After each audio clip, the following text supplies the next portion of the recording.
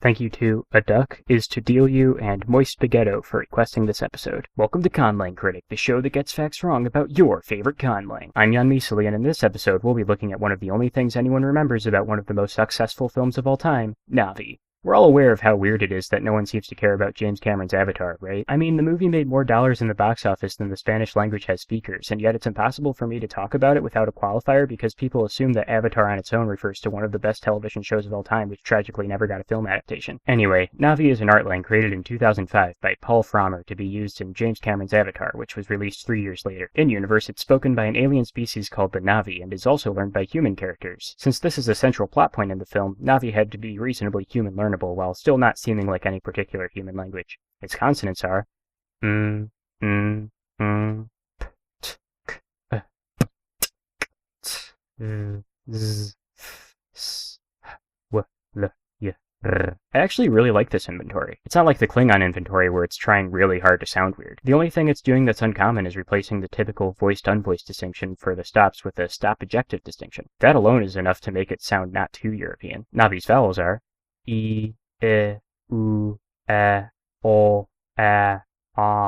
This is pretty good. It's mostly symmetrical and it doesn't go overboard. What else? Well, there's syllabic consonants, cool, and contrastive stress. Oh, and there's also lenition sometimes, so that's cool. That's the thing where consonant sounds are pronounced as different manners of articulation in some situations. Since the Na'vi language isn't a written language in the film, the orthography didn't need to be a big part of it. It's kinda weird that stress isn't written in any way, since it's a contrastive feature, but as it is, it's functional. There's also a slightly different version of the orthography, though, is made to be a little easier to understand for English speakers, and it looks like this. The only difference is that the velar nasal and alveolar affricate are written with digraphs. Everything else is the same. Na'vi grammar does a few interesting things. So it has free word order, so you can say the words in a sentence in pretty much any order you want, and it still means the same thing. This is done with some extensive case marking. First, some context. English nouns have 3 cases: nominative, accusative, and genitive, also known as subjective, objective, and possessive. For most nouns, the nominative and accusative forms are the same, but they're different for a few pronouns. Anyway, there's a common type of sentence called a transitive sentence that has 2 agents, a subject and an object, as in, she saw them. In this example, she is the subject and them is the object, so she is in the nominative and them is in the accusative. However, some sentences are intransitive, as in, they're resting.